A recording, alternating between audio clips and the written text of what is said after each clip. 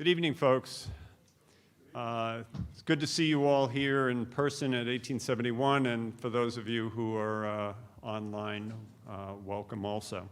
My name is Jay Walsh. I'm the Vice President for Economic Development and Innovation for the University of Illinois, and I'm also the Board Chair for the Chicago Council on Science and Technology, otherwise known as C2ST.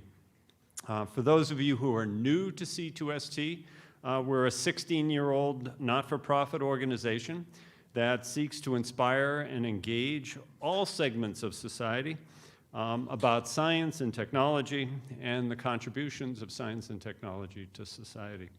C2ST hosts free programs for current STEM topics throughout the year. They're in person, they're virtual, and in this case, they're both of those. You can sign up to receive updates on upcoming programs at c2st.org, or for those of you in person, at the table in the back of the room. Also, please consider donating to C2ST so we can continue offering free programming and resources to those folks here in Chicago. And there's a QR code on your seat. We'll help you with that.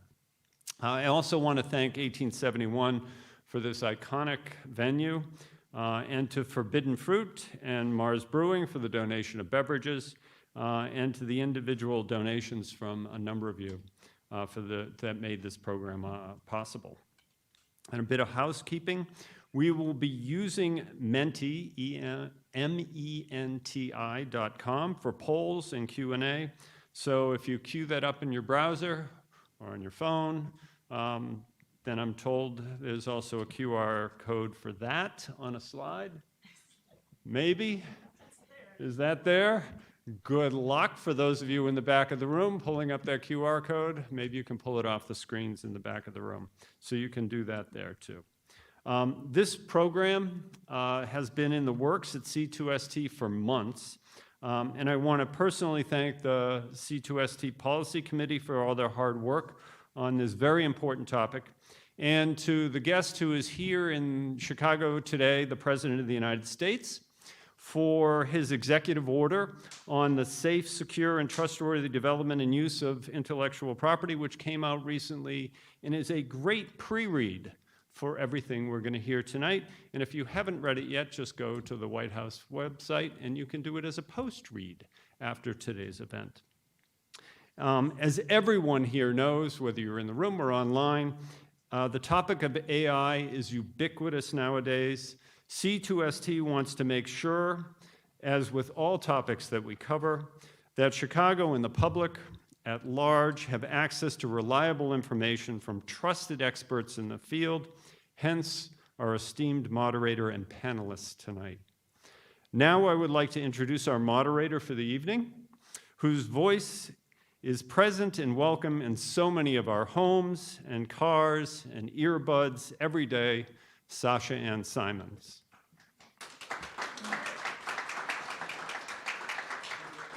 Sasha is an award-winning journalist and the host of WBEZ's Reset, a daily midday talk show from Chicago's NPR station. She came to the Windy City from Washington, D.C.'s NPR WAMU, where she was a program host regularly behind the mic at newscasts and talk shows. Ms. Simons was also a national reporter focused on the issues of race, identity, and economic mobility. Her accolades include a regional Edward R. Murrow Award, a radio feature award from the National Association of Black Journalists, and multiple awards from the Society of Professional Journalists. She is a native of Kingston, Jamaica, grew up in Toronto, has a bachelor's degree in journalism from Ryerson University and a master's degree in producing for film and television from American University. Sasha is joined by our esteemed panelists, who can all walk up on the stage as I introduce them. So Ian Foster is the director of Argonne's Data Science and Learning Division. He's an Argonne Senior Scientist and Distinguished Fellow and the Arthur Hawley Compton Distinguished Service Professor of Computer Science at the University of Chicago. He was the director of Argonne's Computation Institute from 2006 to 16. Dr. Foster's research contributions span high-performance computing, distributed systems, and data-driven discovery. He has published hundreds of scientific papers and 8 books on these and other topics. Methods in software development under his leadership underpin many large national and international cyber infrastructures. Next, Elena Maris. Elena is an assistant professor in the Department of Communication at the University of Illinois at Chicago. Her research is concerned with media, technology, and society. She has expertise in user-industry relations, privacy, and the politics of platforms and AI, audience measurement, as well as social media metrics. Her work also includes digital fandom and online communities, as well as marginalized users, all areas in which she has published widely in the scientific and has been featured in the lay press. She is an affiliate at the Data and Society Research Institute, which studies the social implications of data-centric technologies, automation, and AI. And previously, Dr. Maris was a postdoctoral researcher with the Social Media Collective at Microsoft Research, following her PhD work at the University of Pennsylvania. Next, Nick Lucius.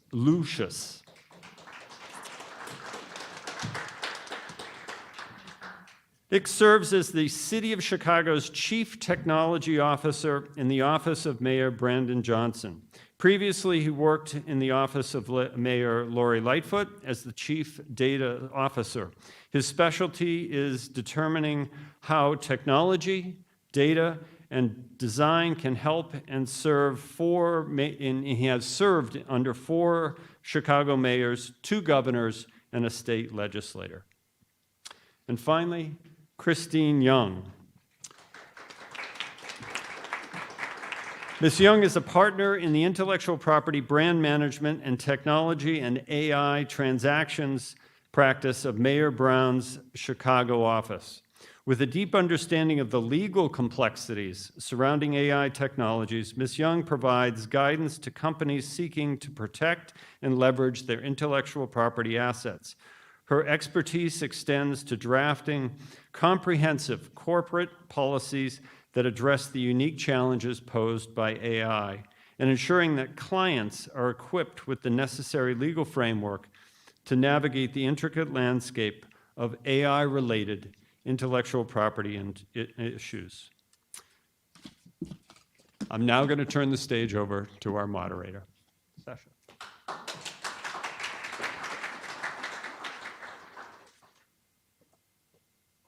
Good evening, everyone. Can you hear me?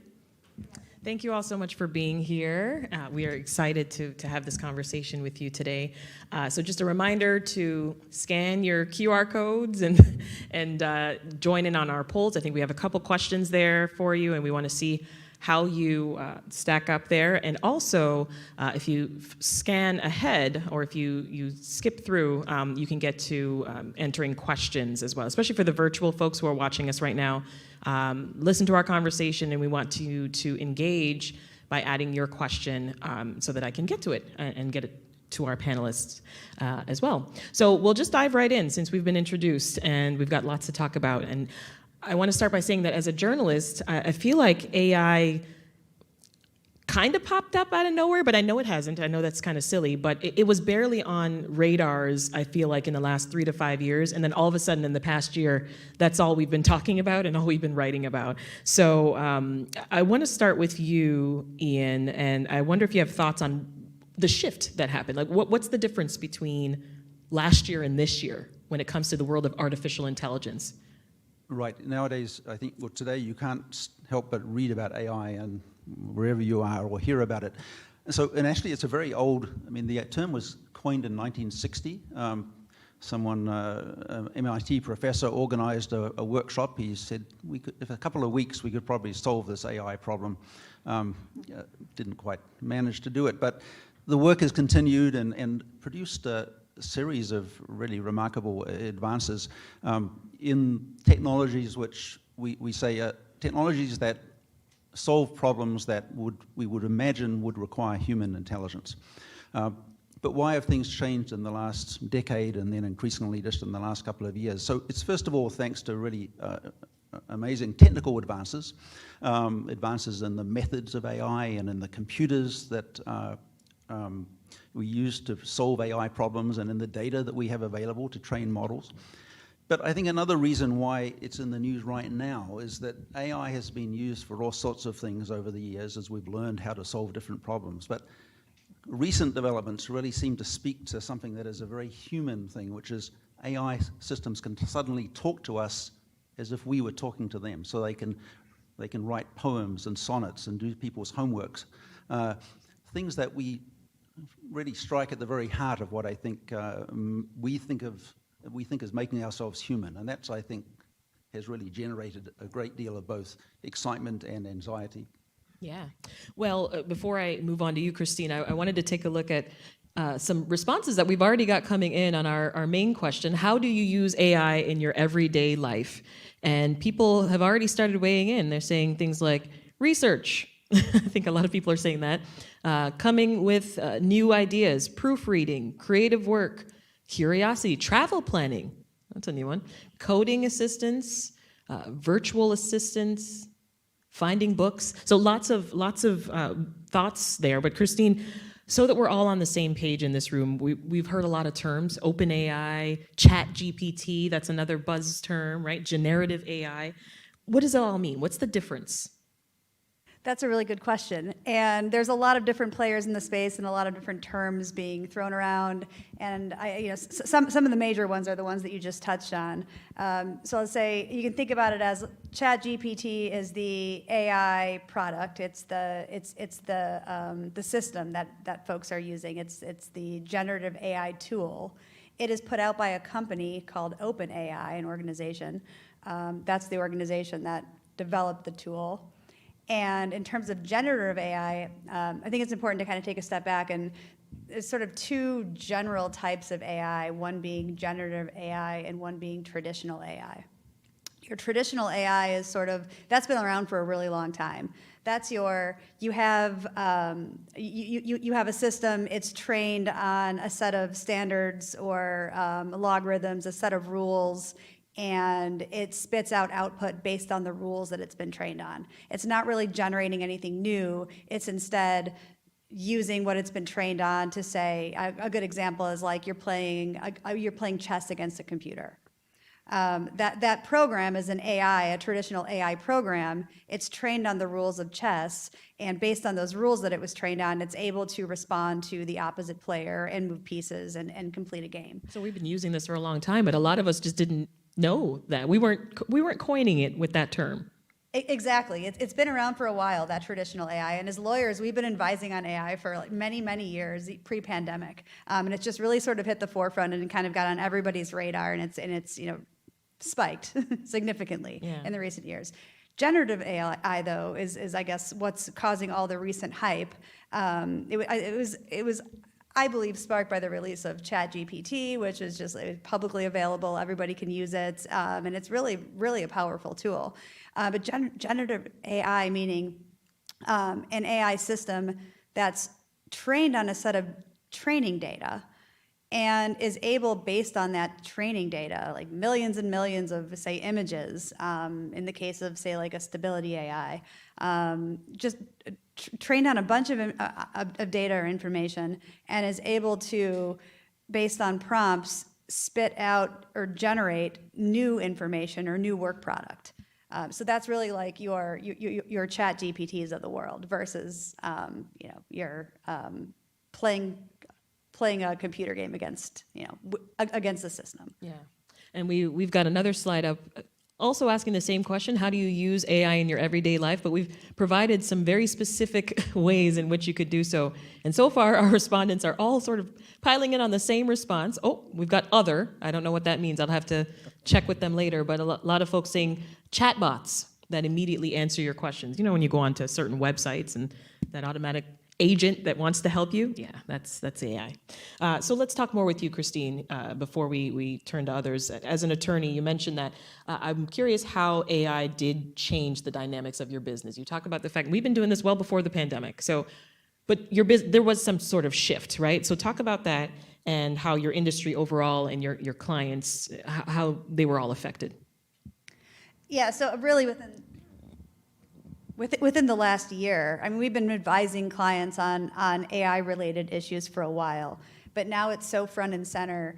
There's more of a push to put robust policies in place to govern the use of AI to make sure that you're not running afoul of laws, you're not subjecting the company to various risks, given the powerful tools that are now just readily available by like any employee sitting at their desk. They're given an assignment, they could log on to ChatGPT and generate something and put it out as if it's the work product of the company. That's just one example, but it's just so readily available, and you don't necessarily know who's using what and when to generate what.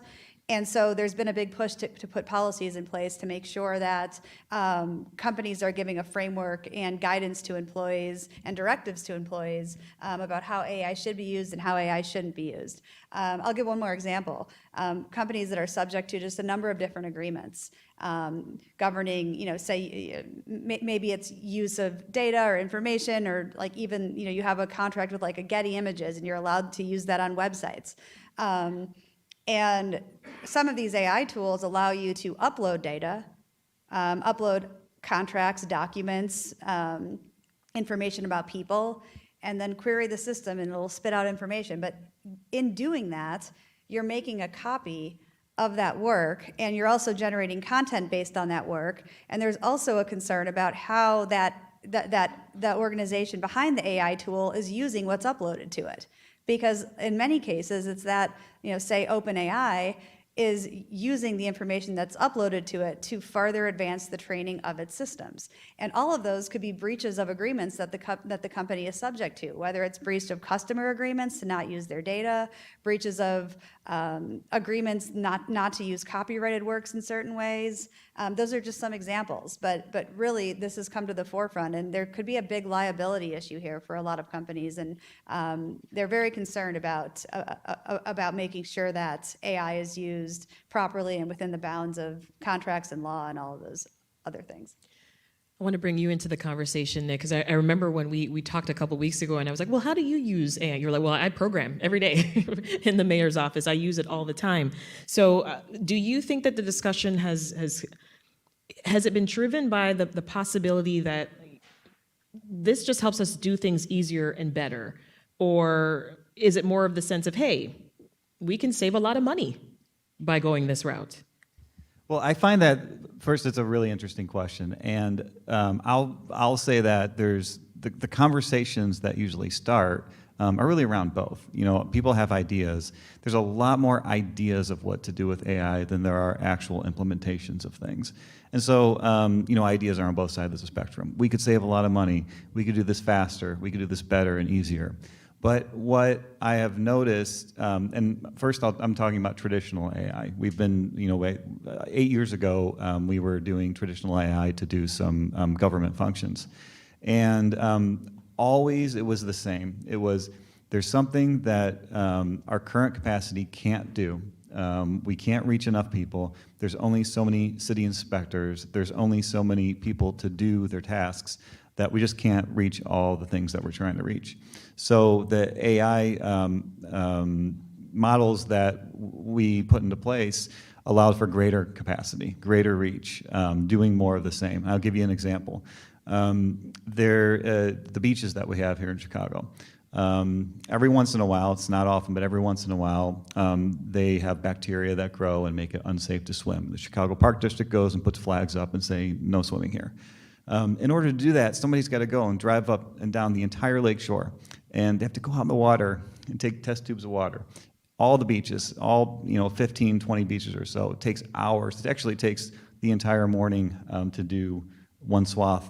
And then they have to drive those things to the only lab in the area that processes DNA for these types of tests, and then they take up those machines for the whole part of the state. No one else can use them while they're running those tests every single day. And we created a model to say, if you just test a couple of beaches, you can use the AI model to forecast what the rest of them would be with decent accuracy.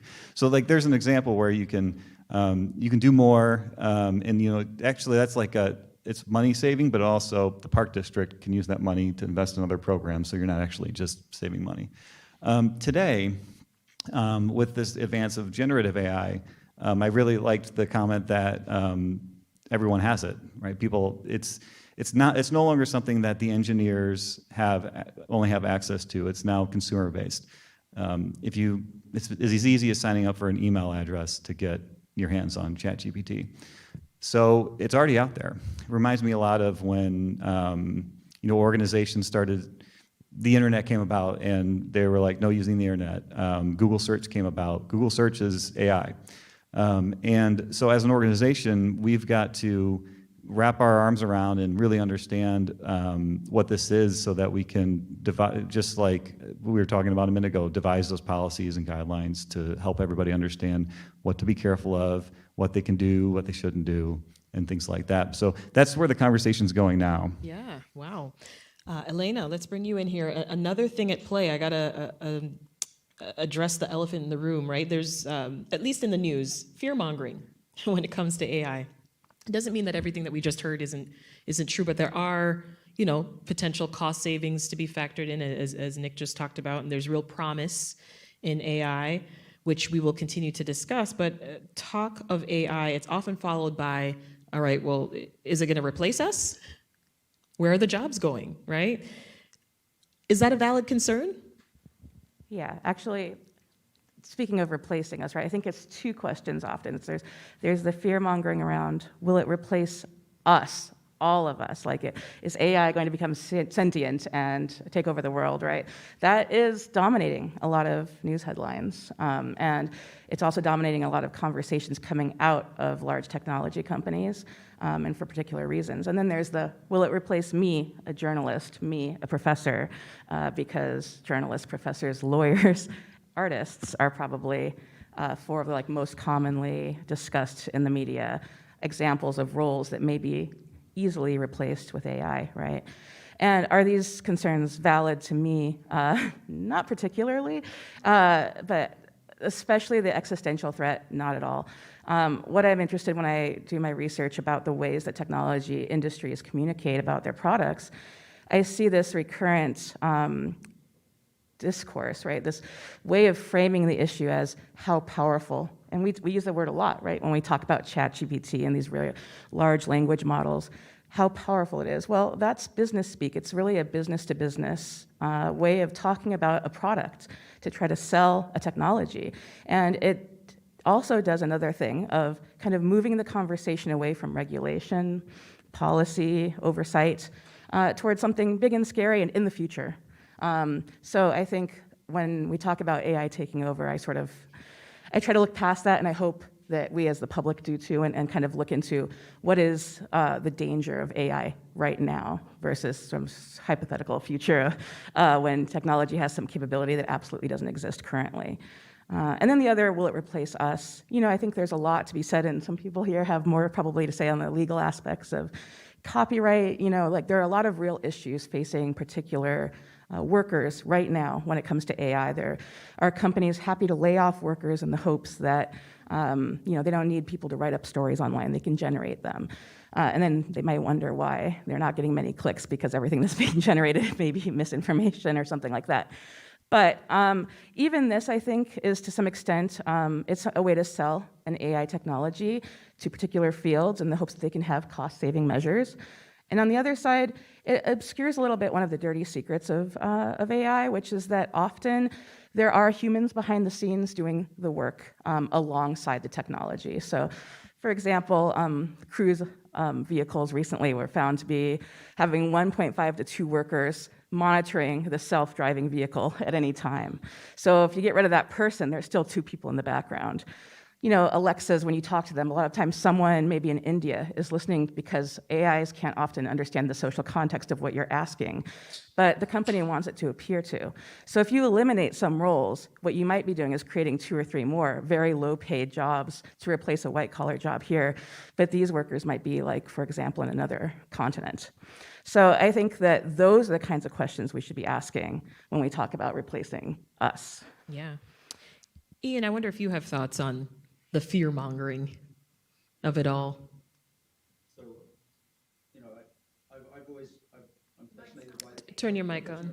I'm fascinated by the history of technology, you know, and you know, when the first person wasn't a human, I guess, but a pre-human picked up a stone tool and used it to do something, they were allowing themselves to do something more easily, and probably put someone out of work. You know, the other hunter wasn't needed. So, well, of course, the other hunter could do something else, and so that was a good thing. In general, you know, technology allows us to do more with less, and that's what it allows us to do. So is that a good thing or a bad thing? Well, it's a good thing if you're then able to go on and do something else. It's a bad thing if there's nothing else for you to do. So I think it's as much a political question. It's more a political question than a technological or ethical question. People will lose their jobs. A few years ago, this is 30 years ago, I suppose, in India, and someone said, well, I'm worried about technology because we have people who make a living copying documents out by hand. I don't think they probably do anymore. If we bring in photocopiers, they won't have a job anymore. Well, that's true, but in such situations, presumably government or other mechanisms are required to ensure that there are new jobs for people. And over historical time, there always have been, but often with significant disruptions along the way. And we need to think how we can avoid those disruptions as we empower people to do more with less.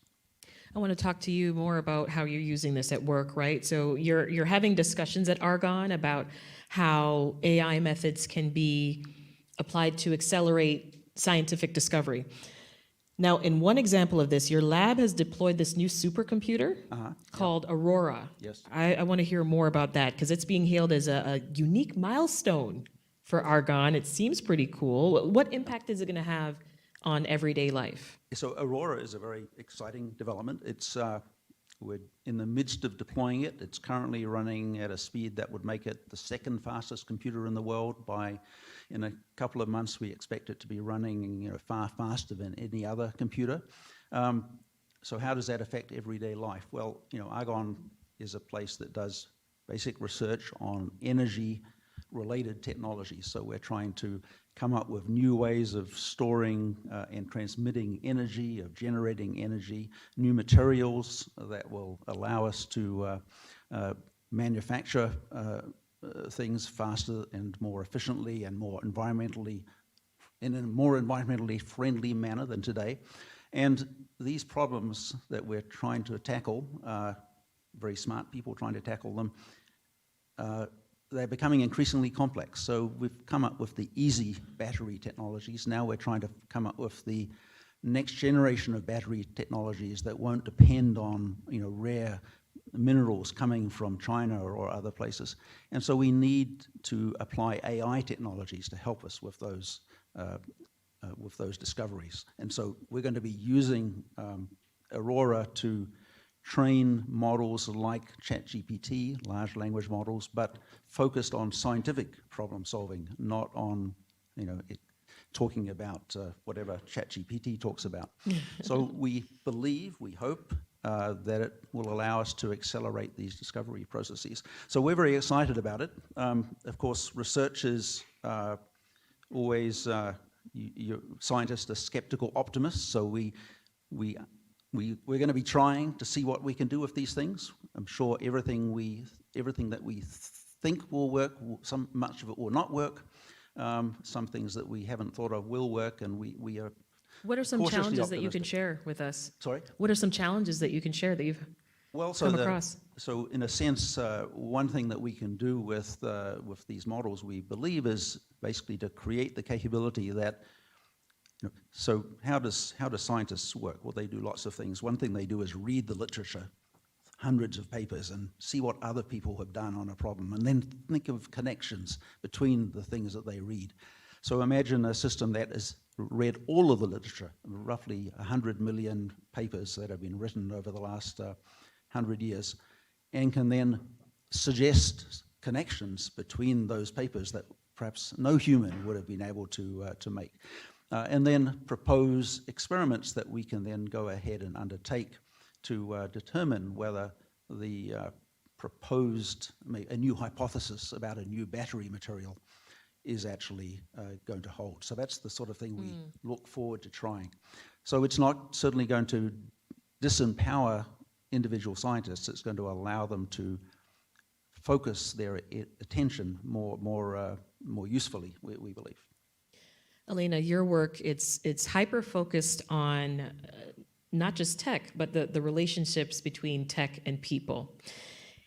And that includes how AI, I think you mentioned this earlier, just a little bit of how it tries to understand humans and social context. And when we were talking a couple weeks ago, you said, and it does a really bad job of it sometimes.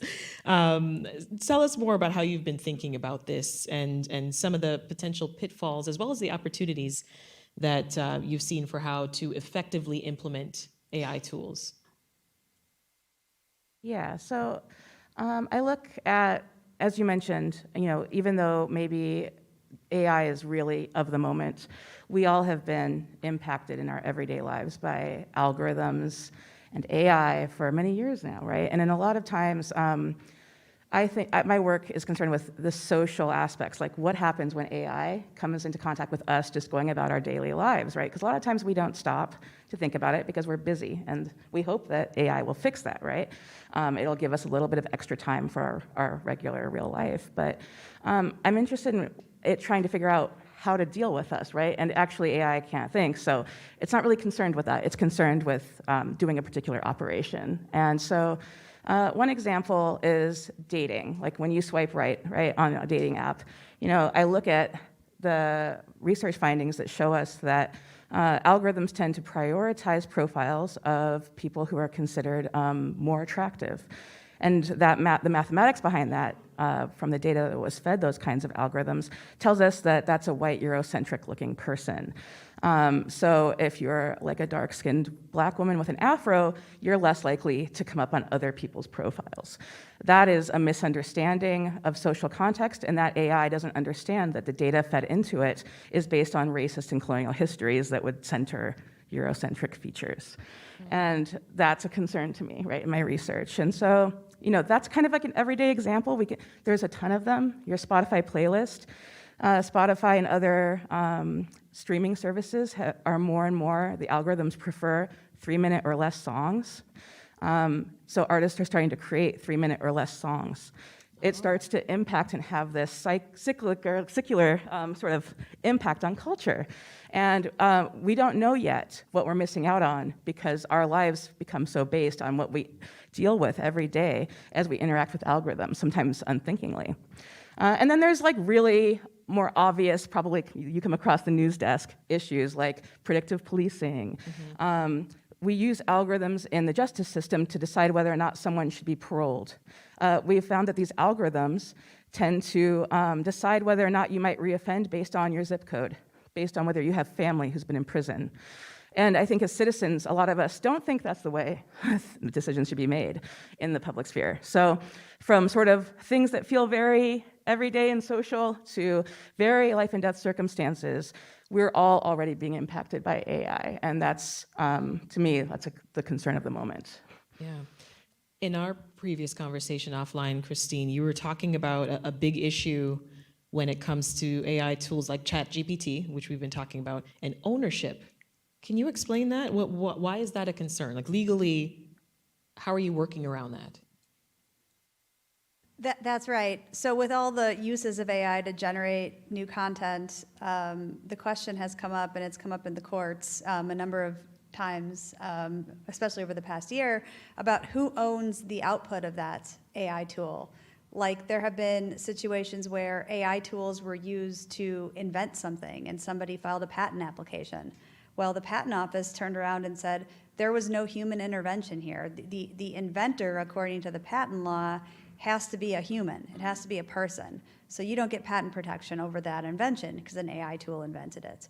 In the copyright sphere, the Copyright Office has come out the same way. There has to be some sort of human intervention, some sort of human work going on to create at least part of the work in order for it to be protectable. And then in the copyright sphere, it goes even farther to say that if an AI tool created something, there's no rights to that. That's public sphere. And if a human intervenes and creates something like, say, within a broader work, and there's a human component, that particular component can be copyrighted or owned by a person or a company, but the rest that's AI generated cannot be owned. So very interesting questions, like companies and people having to be careful if they're meaning to create something that they want to protect, meaning protect, have exclusive rights over, the ability to license, the ability to monetize, the ability to enforce. Because if they're using AI to create that work or that invention, that IP, chances are, according to the law as it currently stands, it's going to be considered unenforceable, non-exclusive, public sphere. Are you coming across that more in your practice? We are. I mean, lots of questions about, this say software program was created by using GitHub Copilot, and also there was a programmer involved, and we want to protect this. What's protectable? What's not? Is there any part of the software program that's protectable, and for other works as well? And sometimes the answer is not what a company or a client wants it to be. Oh my goodness. Nick, let's talk about City Hall a little bit. How are you all assessing what the needs are, whether in-house or when it comes to city residents, and pinpointing the potential solutions that AI tools can bring? I think there's two parts to this. One part is on all the potential harms and red flags and bias exacerbation and the things that my co-panelists have mentioned. And so in here, there's I think a policy role to be served by our government. And I was really excited to see the president's executive order on AI.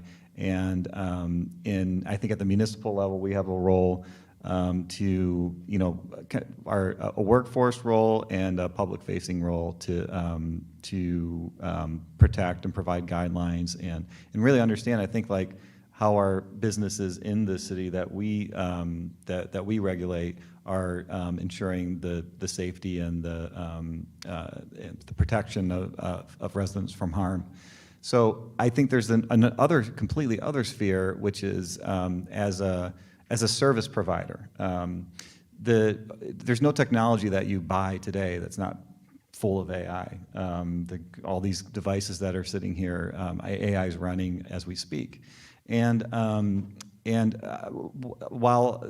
there's a lot of controversial uses we've talked about so far today. There are a lot of mundane uses of AI that just accomplish these tasks that make life easier.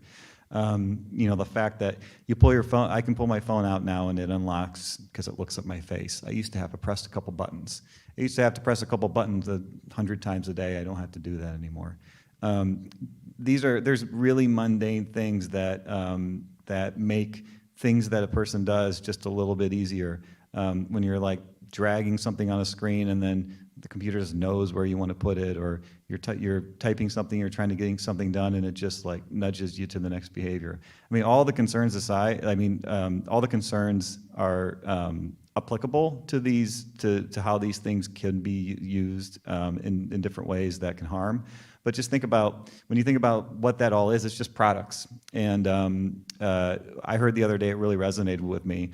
And bear with me this because it's soundbite-ish and it doesn't cover the whole sphere of everything going on, but it's that another word for AI is software. And it made me think about how all the AI is delivered through software. That's what you're seeing with ChatGPT and all these different things. It's a software company making software to provide a service. And I started thinking about how that's something we've been doing for decades. Take our 311 system, for instance. It's how residents get city services, a lot of city services through it. It used to not be delivered through the internet. Go back in the old days, and I don't even know how they did it before, but at a certain point, it was by phone. You call 311 and you get a service. One day, decades ago, these conversations we're having about AI, we were having about the advent of the internet and technologies, and we moved 311 so that you could get it on a computer, you could get it on the internet, and that was a big deal, and eventually through a mobile app. Now I think about how, okay, so AI is software and it's products and it's just little things that make little things easier, and I can see where that can go as far as service delivery. What's that thing that makes it a little bit easier to get a city service? And ultimately, ease and reducing the friction to getting help from your city becomes an equity function, because the harder it is to get a city service, the more difficulty that there is in getting anything, the more that those who have resources are going to be able to get it, and the more that those who are vulnerable are going to be left out, because time and money is what it takes to reduce friction. And so simple, more accessible city services is where I get really excited about this question of like, what are the needs? How do you prepare for this? Yeah. Wow. Ian. Well, I was actually just thinking, the following I think is sort of interesting. So we have a neighbor who's proposing to do some construction, and so I was thinking, well, what rights do we have to deal? So how would well, in the old days I would have gone to visit City Hall, I guess, and asked the question. What I found myself doing was Googling and finding some things. But imagine if you'd loaded all the regulations and so forth into something like ChatGPT, then I could have a conversation. And so in principle, assuming that it has a conversation that's based on real facts, not hallucinations, there's a great increase in equity and access to information about what's going on in the city. So it's a very positive development. Yeah, and I'm curious at Argonne if this type of tech, is it a hard sell at your lab to folks because of all the unknowns when it comes to? Well, we're all, I think, sort of like Missourians. What is it? Show me if it works. So skeptical optimists, as I said before. So we're trying things. Especially the younger people, are so excited. They want it. They will work around the clock trying things. Perhaps some of the older people are more skeptical, and we're going to. But we've got enough evidence gathered from our own work and that of others to think there's something real there. Yeah. So we've made a couple references already to President Biden's executive order. So I, of course, gave Christine some homework as the legal expert on the panel. And so she took a fine-toothed comb and read every page and has come up with some wonderful slides for you all today to enjoy. She's going to take sort of a 30,000-foot view and kind of make some more sense for us. So yeah, talk us through that. What should we know about Biden's executive order when it comes to AI? Sure. And in a true lawyer fashion, there are a few slides. Yes, I wasn't kidding about the slides. Flashed up there. Feel free to take pictures of them.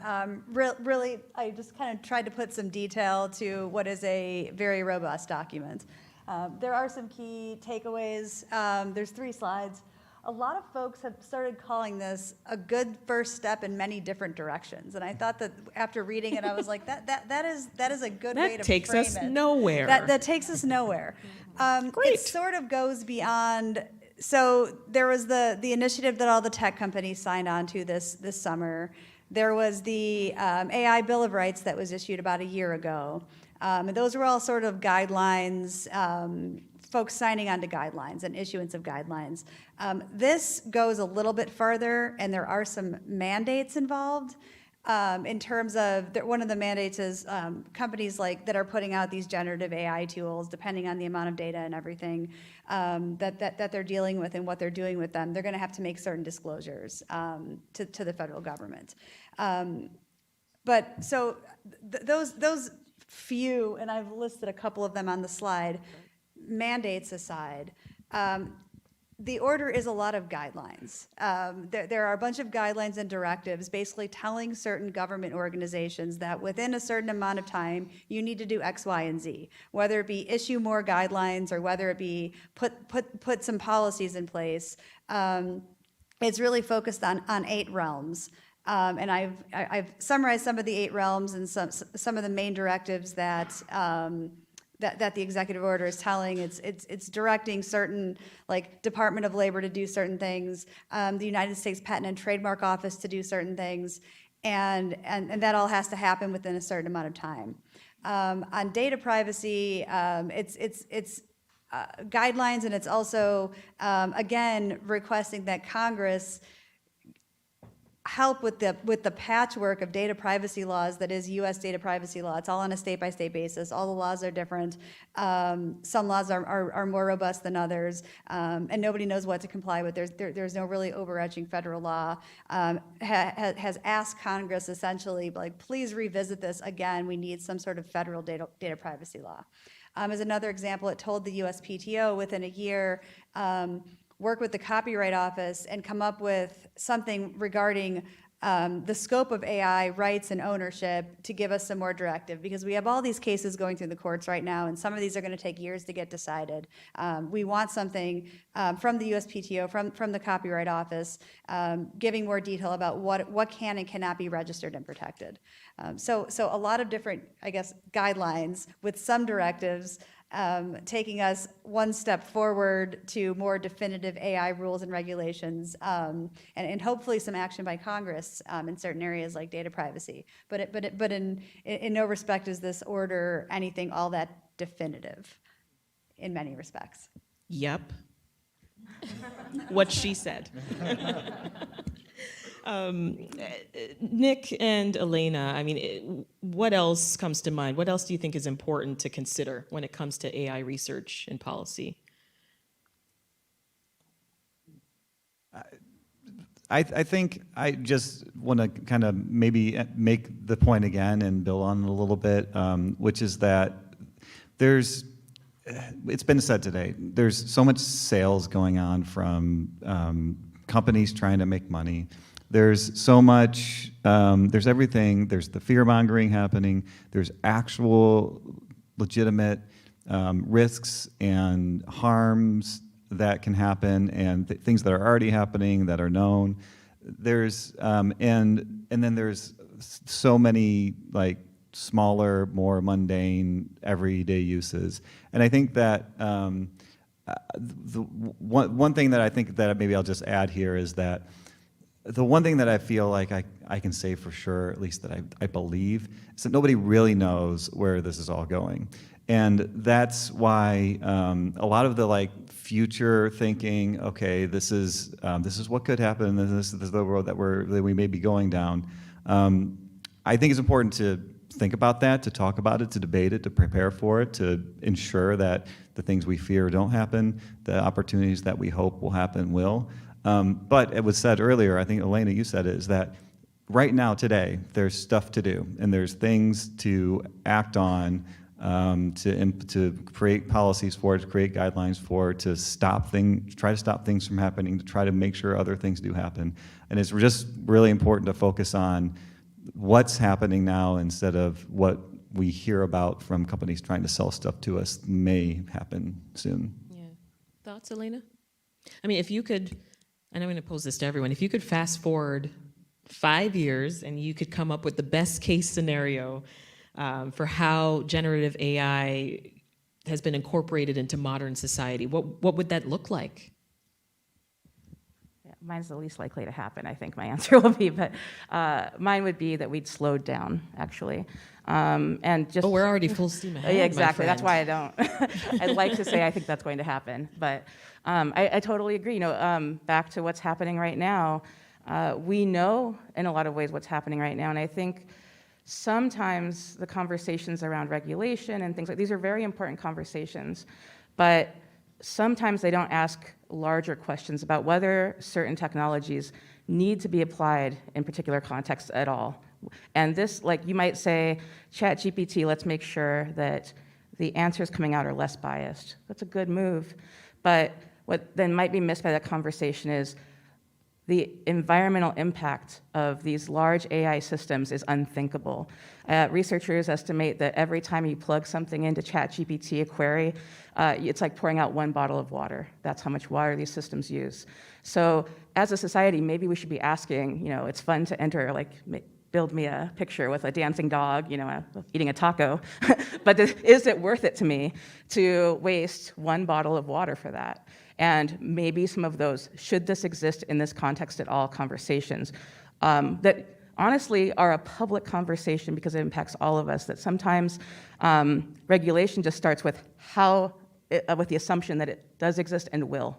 And I wish sometimes that we could slow down and ask those larger questions. But that's also why I wish I could be more optimistic about that, but I'm a little less optimistic about it. Before I get responses from Ian and Christine, a reminder that I'll turn to you all next. And we've already got questions coming in from the folks who are watching us virtually. I'll try to get to as many as I can, but I wanted to remind the folks in the room that we'll come around to you as well. But Ian, what comes to mind for you when you fast forward 5 years? Well, I thought the concerns that were just raised are really important to keep in mind. My concerns are perhaps sort of somewhat different. I'm very concerned about what the US has always been prosperous, and to the extent it is a force for good in the world, it's because of its ability to innovate and find solutions to problems that seem maybe insurmountable at the time they were posed. And so I think AI is going to be an important tool for allowing us to continue to innovate. And so I'm very concerned that the US maintain its leadership role in these areas, hopefully in a way that also addresses these other concerns like sustainability and resource consumption. Christine, take us home. No, I'm kidding. So I'm hoping that 5 years down the road, there's some sort of mechanism put in place to flag when something may or may not be accurate. So what we're seeing a lot in the law is, you refer to an AI that spits out inaccurate information, like it hallucinates hallucinations by AI, and it's fairly common.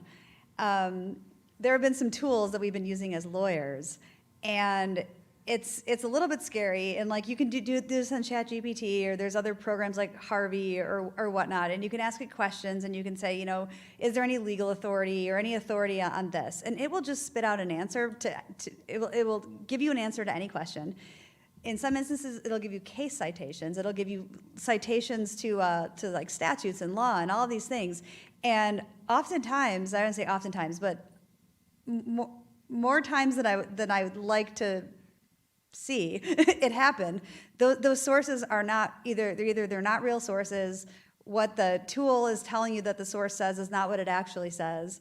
And I mean, there's instances where the cases don't exist at all. And all of that is very scary. So we've sort of, I guess, in the legal industry, taken a little bit of we're not jumping into like having it write briefs for us or anything like that. Everything needs to be checked by a human, and you shouldn't be using it in that way.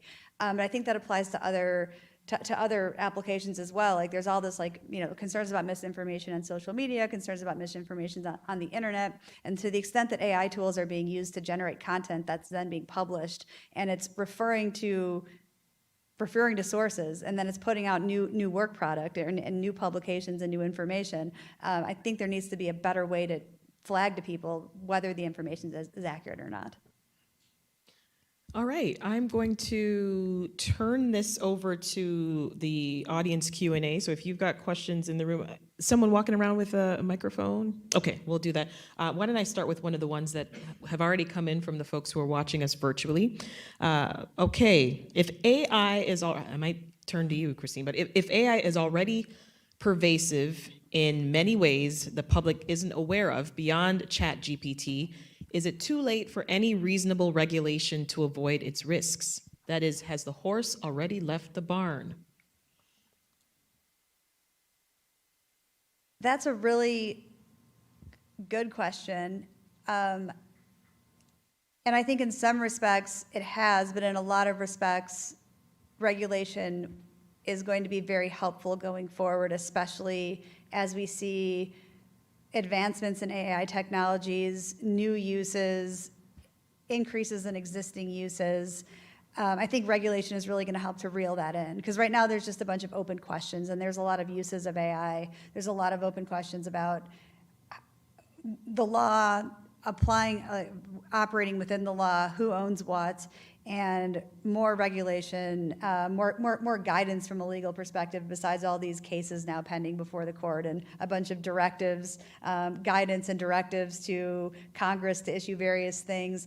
More certainty, I think, here is better than the situation that we're in now. And once you have that certainty, then everyone can operate within that framework. Let's get a question from the room if we've got one ready. We got lots of hands up.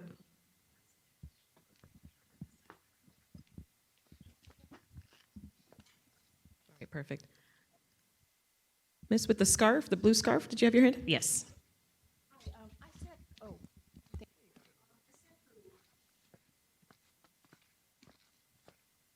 Yeah. Now I see why you kept going on. I sat through a presentation by Northwestern University recently on generative AI, and they gave an example of how it was being used in healthcare. And they were talking about now with patient notes, when you're sitting with patients, that you can put the actual kind of conversation you're having with a patient through generative AI, and they do the notes for you and give you some recommendations on, you know, what might be prescribed to that. And I was curious about your comments about legal protection, and it just seemed to me like if all of my information now goes into a piece of software and it becomes part of the general information that feeds the beast, is that violating HIPAA? I mean, what kind of protection do I have for that, on that not becoming part of public domain? Or if somebody then Googles me or puts me into ChatGPT, is my whole medical history going to come up and things that I don't really want revealed to people? Oh, great questions. That is a great question. And my initial thought when you said that is hopefully the doctor's office or whoever is contracting with the provider of that technology has an agreement in place that the information entered into the tool by the hospital is not going to be shared and is going to be HIPAA compliant, and all of those things. It's not going to be used for other purposes other than giving the recommendation back to the doctor or the patient, but not being used beyond that. And there's ways to contract for that, for sure. That's where a lot of this is going presently, without certainty about like what the law says and what you can and cannot do. Generally, in terms of AI, a lot of these protections are being done contractually between the software provider, the AI tool provider, and the company. And in some instances, the tool provider is saying, no, like we need to use this. We'll scrub it. We'll scrub it. It won't be personally identifiable, but we're still going to use it in some respects. I don't know what that agreement says between that particular provider and whatever program they're using, but I would hope that those protections would be in place because the provider is obligated to comply with HIPAA. So hopefully that's there. Let's go to another virtual question. Yeah, good concern. Well, here's another question. This one looks like it might be for you, Elena. What are institutions like UIC doing as far as AI competent workforce development, retraining of employees who might be displaced? I mean, is that happening? I don't know if I can. I don't know if I know enough about that to speak to it. Actually, I can speak to the scholars at our institution who are extremely invested in both creating the AI of the future and deeply interrogating it. The rest, I don't think I am involved enough in this institution to really speak to that. Ian, someone watching us at home wants to know, how long does it take Aurora to build an LLM of what size? And how is it different than using a small, help me out here. How is it different than using a smaller array of GPUs? What's that? GPUs? A GPU is a I just do the particular news, guys. part of very a particular sort of very high-speed computer. I talk about crime and Yeah, other right, boring exactly. stuff. Not So this. there probably is some crime of people stealing GPUs because they're very expensive at the moment. Then it becomes my top story. So, and Aurora will have 60,000 of these things, which makes it very powerful. And what that means is that you can train very large models that basically read huge amounts of text very quickly. So we expect it will take a month or two to train the sort of model we want to build once we have everything working. You know, and these are scales similar to those employed by the big companies, Facebook, Google, with their large language models. It will be somewhat faster, will be more specialized, but that's the sort of scale of resources that's needed to do these things. So it's really a sort of almost a nation state scale of resource. Now we can scale very small models that are more specialized if you want to build something that just answers questions about you know, the city of Chicago's regulations. That would be less expensive. So it doesn't mean that people can't use these models for other things, but to do the very biggest thing, you need the biggest computers. And I learned something new today, GPUs. Hands up in the room. Did I see one over there? Yes. Gentleman by the window.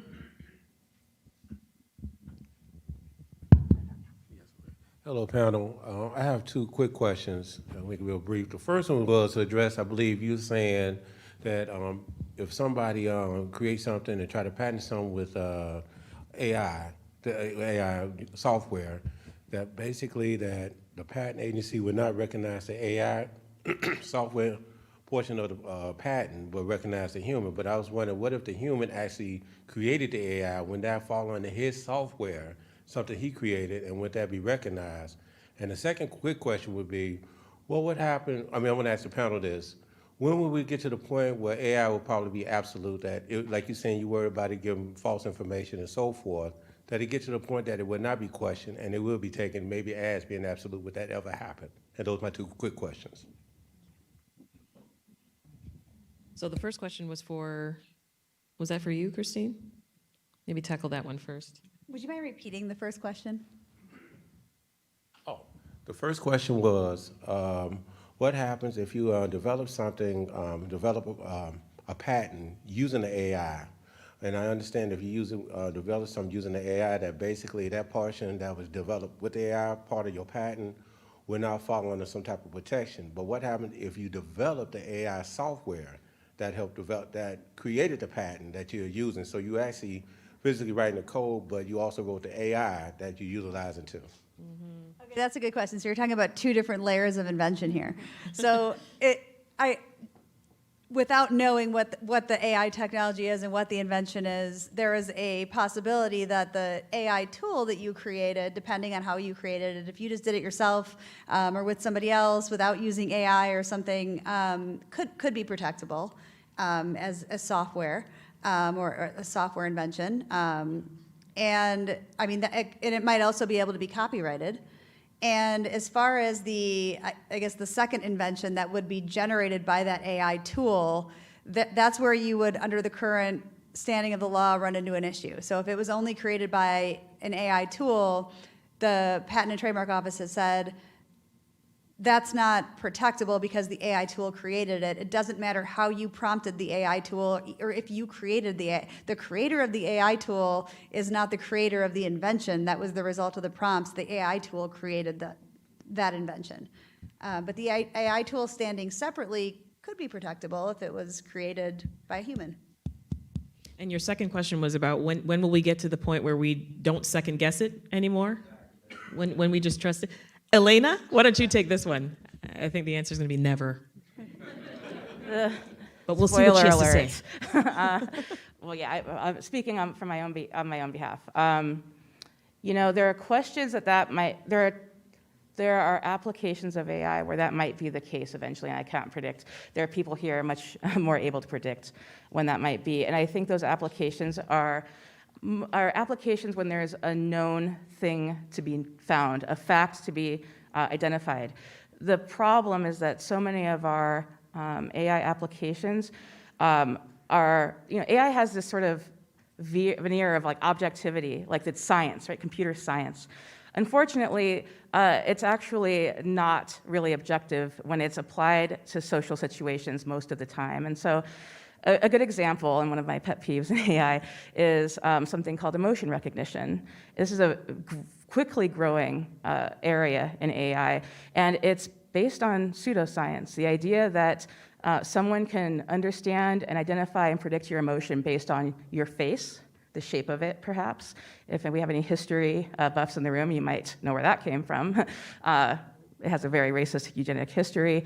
The way that you say things in a tweet, some police departments may try to use emotion recognition software to predict whether you're violent and things like this. So will that ever happen that I'll trust?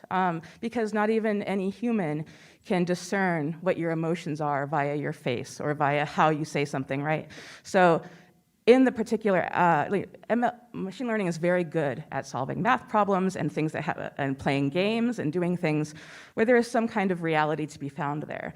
The problem comes when we ask it to do things that I don't think it will ever be able to do, and then we need to know now why we're letting it do that.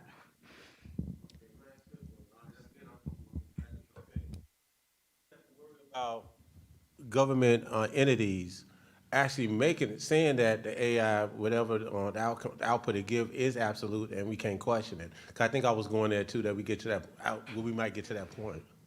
Yeah, we're there. Nick, you want to weigh in? The question is, will we get to the point where the government will say the AI is correct, and so you all, is that what the question is? If we are in a situation where that happens, then we have a lot of problems. I mean, that would be dystopian, like horror movie. And one thing is that government's role in the U.S. as far, it should never be about like saying that like this thing over here is correct and everybody shall listen to it and pay attention to it and it's what the truth is.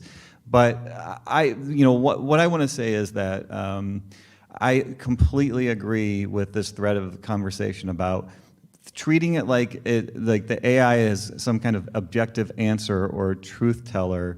The AI that I've seen, the ChatGPT that I've used, it is not for that. It is not. It's not good at it. It has so many problems and biases and, like we were saying, like racism built into it. And where I've seen those tools where they can be useful is when you're not treating it like it's going to give you an answer. It's when you're treating it like I've said, I'm going to plan an event, and what are some ways that I can plan an event? What are some methods for Q&A? And I found it to be like a friend to say like, oh, here's some ideas, here's some things you can do. And I can say, wow, I never would have thought of those. I'm in charge, you're not telling me the truth. It's opinion-based, it's ideas, and then I can go, just like I'm doing a search of the internet, I can read this and say, okay, now I can go do what I want to do, what I think. But long way of saying, if we're looking at it for truth and accuracy and objectivity, it's the wrong tool for that job, and absolutely government should not be in the position of deciding that at all. Can I just add to that? Sure. I would argue that that's already the case, and it's been for many years. So one sort of algorithmic prediction that we're all subject to is our credit score. And that's a very early example of taking a lot of data about someone and then making a prediction about how creditworthy they are, how much we can trust them, and whether or not they should get certain services. And the government says that businesses can deny us or not and change the way that we pay for things based on that. So that's been applied to us for many years, and now algorithms already decide things like who should get public benefits, again, who should be given parole, and if there are more police cars in your neighborhood than mine, an algorithm probably decided that. And the government has told us that that is how it is, because that is how it is right now. Got another virtual question here. Ian, what impact has the computing power needed to power large language models had on the environment? Do we have enough resources to support a nation asking ChatGPT 300 billion questions? Right, so we can use these large language models for many things, and one of them, of course, I tend to like to ask it to write sonnets about things, just because I'm always amazed at how well it does it, but that's not actually a very laudable use of those resources. So the power consumed by computers it's not a dominant part of the power consumed by the US, but it is becoming a non-trivial amount, so that is something we should be concerned about. I mean, I myself like to believe that a computer like Aurora, the benefits we'll get from it will outweigh those environmental costs. But will that always be true? I'm not sure. Question in the room?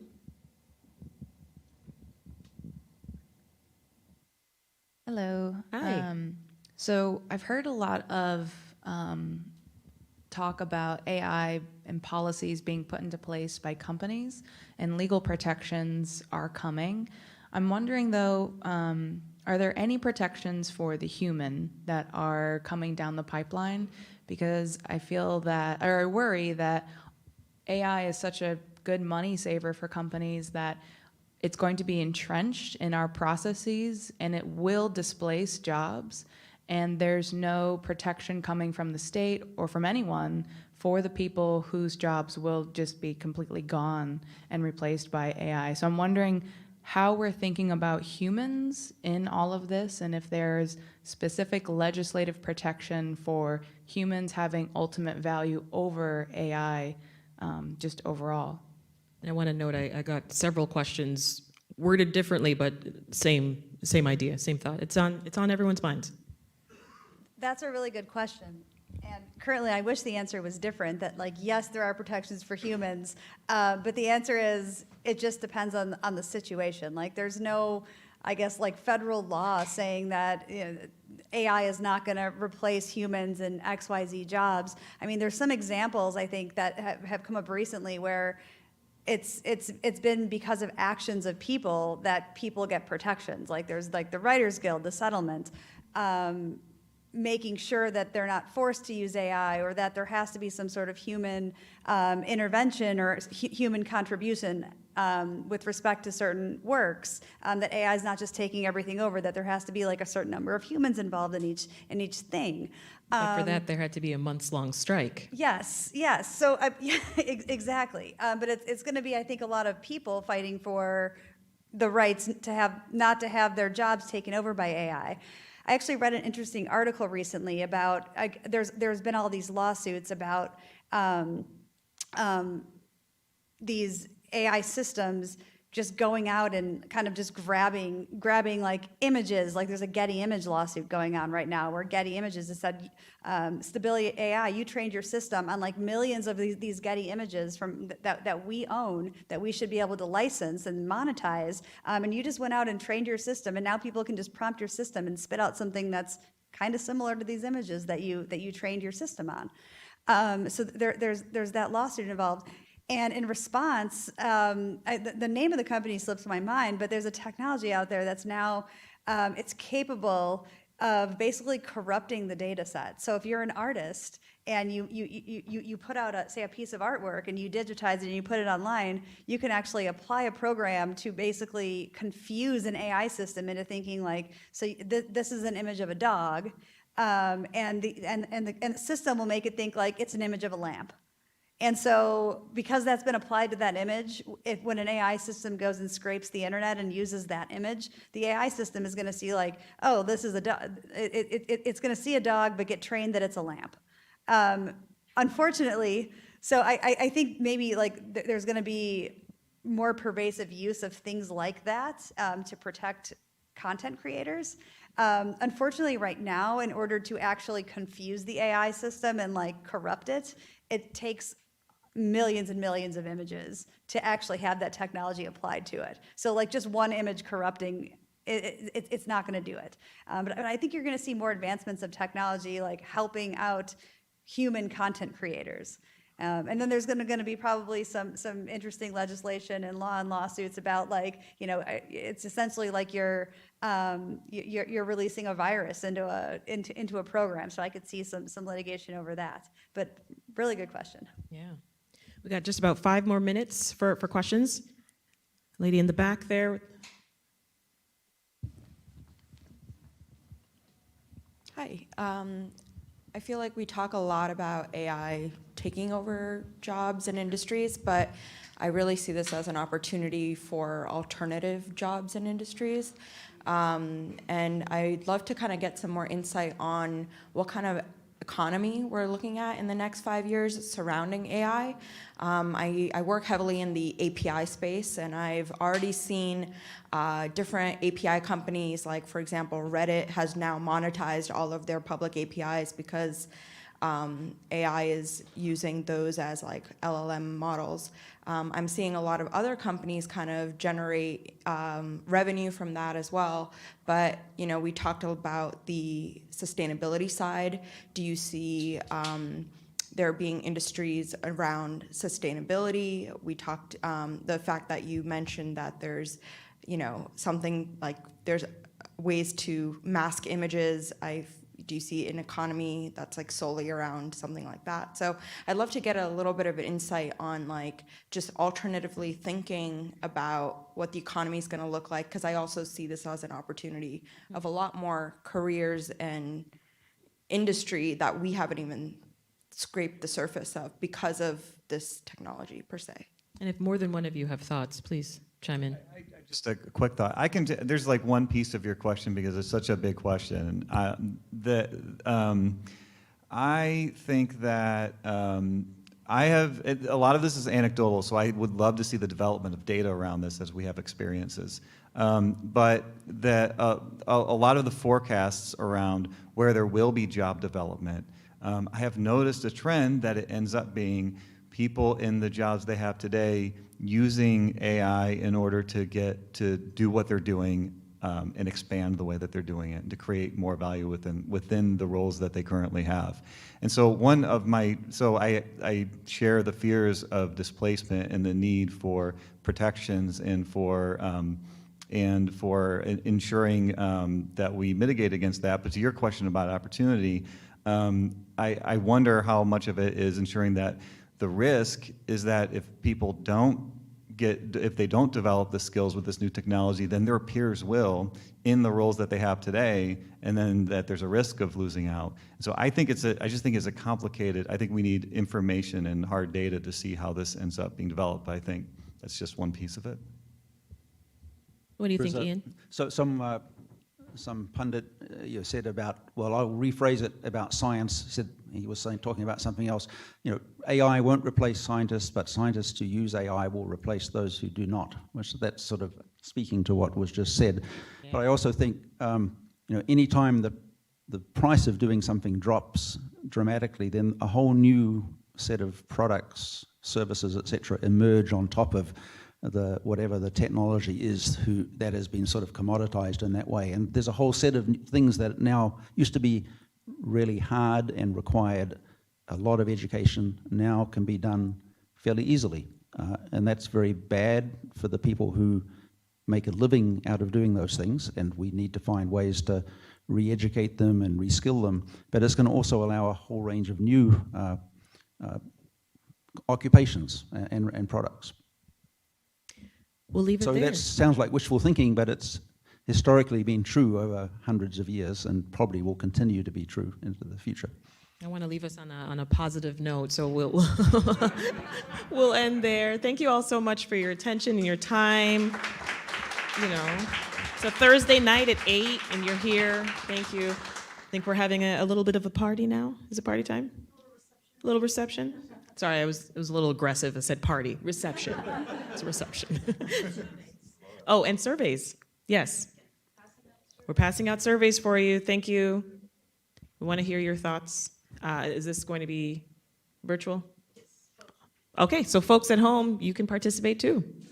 Tell us how we did. Thanks again.